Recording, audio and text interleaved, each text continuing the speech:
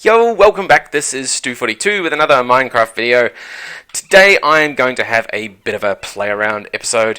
As you can see in front of me, the steam tank we've had for quite a long while is nearly empty. I wanted to use the last of it up before getting rid of it. We're going to finally get rid of steam power altogether. We've got no... I still have the boiler down there. It's not even connected anymore. I do need to do a bit of cleanup. As you can see around the back, if I just run around the back of here, we now have the blast furnace running off biofuel, which we've set up in the previous episodes.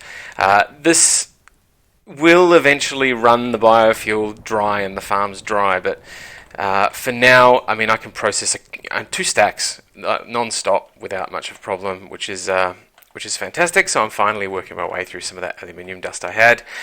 The thing I really wanted to do today was to get onto some automatic processing of one of the byproducts that has been building up slowly. So if we look here, 2,500 tiny piles of rare earth, 2,500 of cinnabar, and as we process other things, we get a lot of these others as well, especially things like nickel. For some reason, you get like a ton of nickel, wherever it is, silver, gallium, it's in there somewhere, there it is, just through automatic processing. So what I've done is I've got another P2P tunnel sitting up here, plugged into our network, so that's another 32 channels popping out of there. I have another branch off my network here, which has another 32. What I might do though, because this cable has, let's grab that's a smart cable. I have this thing with putting smart cables at junctions just so I can see exactly how many channels are where. Yeah, there we go, cool. So that's telling us that we've still got another 4 channels we can potentially use on that cable. Although over here we've only got another 3. It'll probably route some through that way if you ever needed more. But that's cool. So we've got enough to put another few branches on here. The other end of the P2P tunnel's here, which means we now have 32 channels at our disposal here. We're going to plug some more advanced diesel generators in. So we'll plug one in over here and start splitting off probably some more channels here. Now I do have some more dense cable. Why not use it? So that dense cable can have 32 channels, so we can split 8 off at a time, 4 lots of 8, which is what I normally tend to do. Yeah, that's it. So the first thing we're going to need to get this sort of thing underway is we're going to need a packager. So I'll get myself a packager. I was thinking of just doing the 32 version. Not entirely sure whether to go for advanced or the 32. Advanced, actually we may go for the advanced just because the advanced uses aluminium, and at the moment I actually have a ton of aluminium and not so much steel. So we might make this a 128, which means we will need that diesel generator to be an advanced one. The other thing we're going to need, which I'm looking at using for the very first time, is this chest buffer here. And this should allow us to make sure that we only get 9 of each item going into the packager, which will then spit things back out for the full-size dusts that we need to do. So I'm going to run away off camera and make a bunch of machines, make a bunch of MV machines. Now I don't think I've actually got that on Autocraft. No, I don't. I have a transformer, but I don't have a what is it? A machine hull? Yeah, no, I've got the LV. And the HV. Alright, so I'm going to make some automatic patterns for that as well. Actually, what I did for the automatic patterns for that, it's a pretty interesting thing. So, if we get our aluminium, we just make one of them. Come on. No crafting CPUs available. What's being made? Aha! 60 of those. Did I forget to turn... I forgot to turn that back off. So if I take that out and manually put it in there, it may... Okay, so there's a trick for people. Now, the other trick that I found is even though I've put all these co-processors and crafting CPUs and storage here, it still only counts as one processor. I think I need to make this a completely separate block altogether. So I'll do that another time maybe. For now though, one of the things I've been doing is, so we can craft one of these. We only need one. We can then split that around there and then use the wrench that I have here. So I haven't got a wrench in stock at the moment, I'll just craft one. Use the wrench. Now the reason I've done it this way, there we go, MV machine casing, make the pattern, is that I've got the pattern for the wrench here. It'll make a new wrench once this one runs out, and it will just automatically make wrenches. That way I don't have to worry about recharging stuff. It will use more materials, but I've set the wrench and the hammer to both use the nickel, because nothing else seems to use nickel. So there we have an LV casing, MV casing, HV hull. So let's just, I like things to be in order. So there's LV, MV, HV, and then LV, MV, HV, that's the HV hull. Oh, I haven't made patterns for the other ones yet. So now we can go for MV.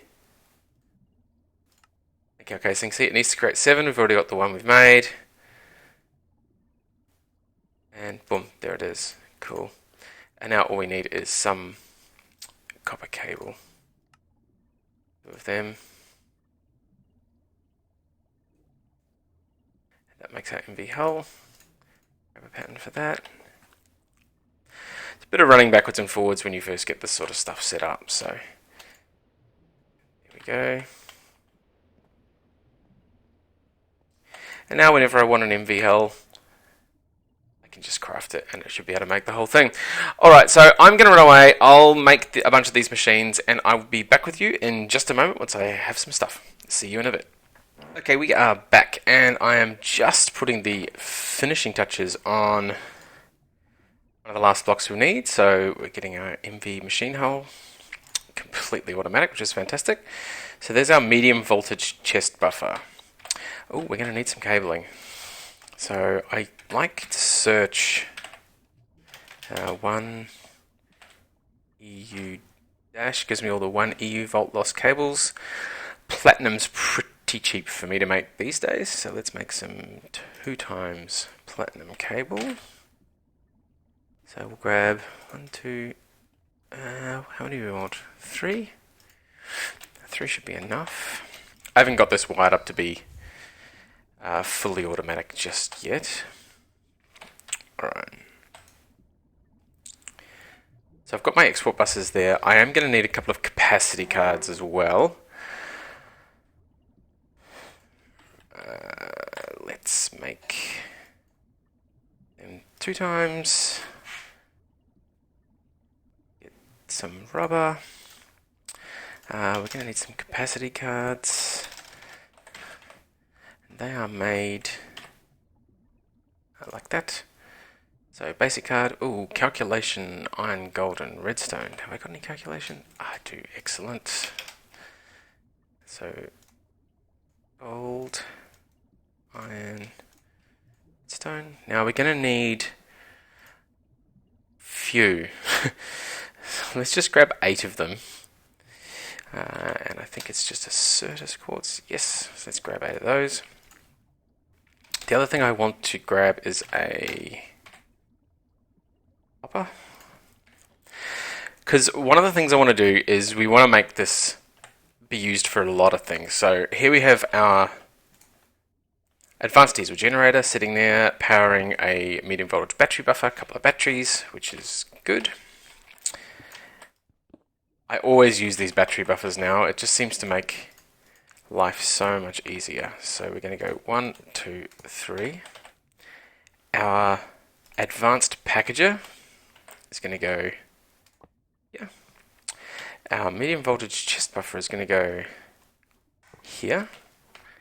There's the arrow. Now, I've never used one of these before, so this is going to be very interesting. We're going to need some cable there. And we're going to need ourselves smart cable and an interface. So let's grab one smart cable. I'll make more later on. Sweet smart cable. We're going to need an interface, which I think I have on AutoCraft. Yes. Yep, I've got all the bits I need. Oh, nice and fast. I think we're getting there. We're getting there. So, smart cable will split out the channels that we need.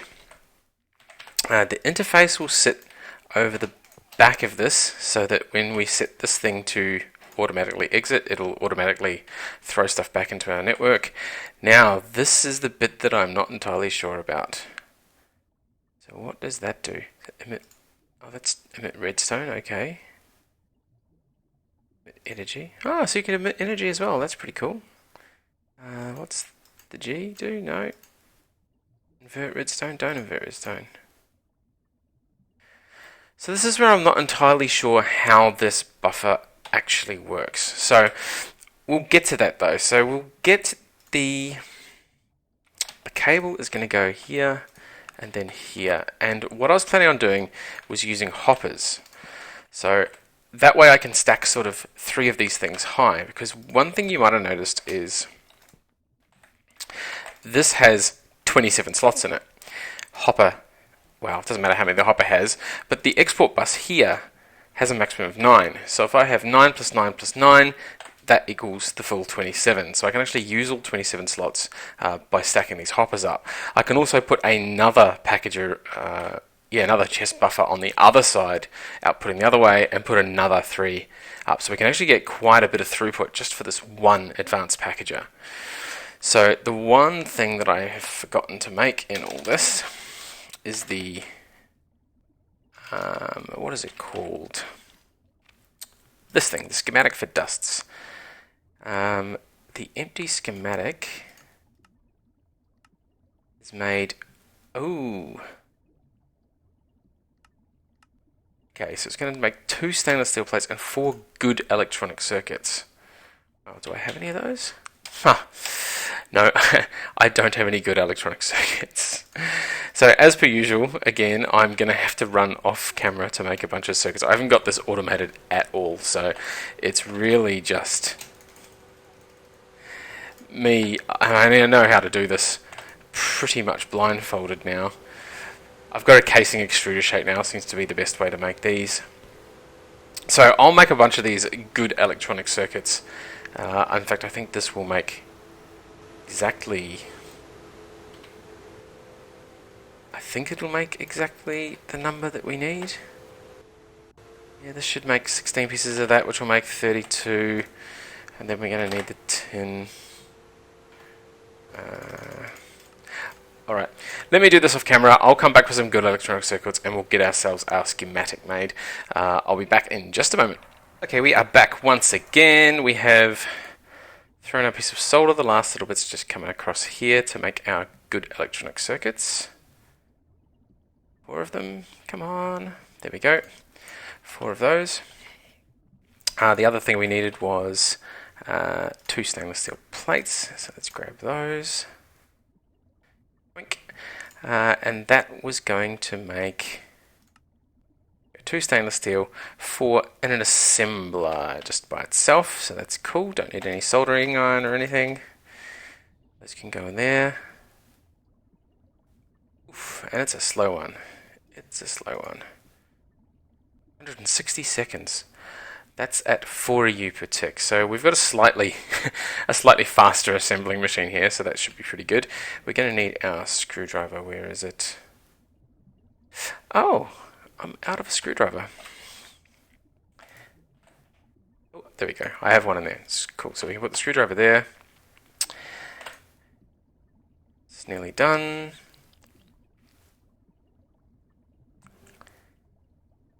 And poof, there we go. Cool. So what we can do now is we can grab that, grab our dust schematic, throw the screwdriver back. Oh, let's grab some dusts while we're here. So, what ones do we want to experiment with? Let's experiment with those ones. So, dust schematic, cool. Now this is where I'm not entirely sure how we do this. 1, 2, 3, 4, 5, 6, 7, 8, 9, do I program it by putting 9 in like that?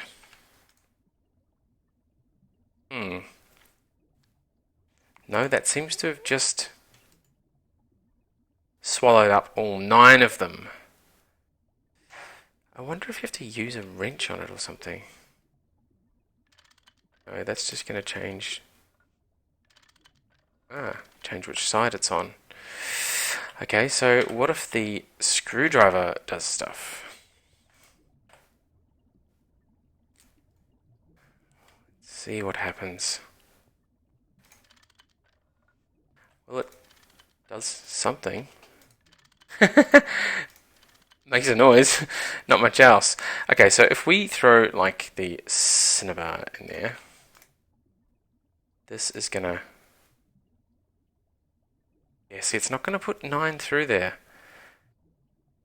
I really need it to buffer all 9. I'm not entirely sure what to do here. Alright, I'm going to run away and do a little bit of research for a second and try and figure this out. I'll be back in just a moment once we've figured out what we're doing. See you in a bit. I'm back, and it's a little bit of a weird one, this one. You actually have to use the screwdriver on the output side only. So you had to actually break, as you can see, right-clicking is increasing it. Yeah, so stack size to 6. Now I'm just going to do a quick experiment. What happens if I put on this one, 6, and then go 7? Awesome. So we can actually go 7, 8, 9, and then put the side back to the other side. So you don't have to actually break the advanced packager. You can just switch the output side to a different side, configure it using your screwdriver, and then go back to using the wrench to put the output side back to the side you need it to be. So hopefully now we can go, let's do the rare earth this time. Now this won't be terribly fast. We should probably do a speed upgrade actually. Actually, we don't really need the speed upgrade. I mean, to catch up on the backlog, it'll need a speed upgrade, but for this particular one, once it catches up, it'll be fine. There we go, and 9, 10, ooh.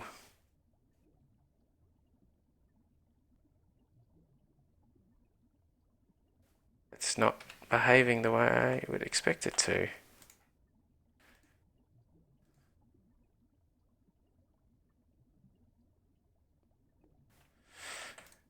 Interesting. I haven't put that in. Has to have the dust schematic in. That's a very interesting thing. Alright, so that's working. Stacks of 9, and that's now running faster through 7, 8, 9 through, 7, 8, 9 through. And that needs, of course, to be set to output again. Awesome. So that's now going to happily catch up on all of our stuff. Let's just throw them through there. This is a very cool build. Alright, so we're going to set this one here to the stack size of 9. I'm going to build another one and put it over here and set it to a stack size of 4. And that way on this side I can do all the small piles, and this side here I can do all the tiny piles. We should have enough for 27 to do all the common stuff.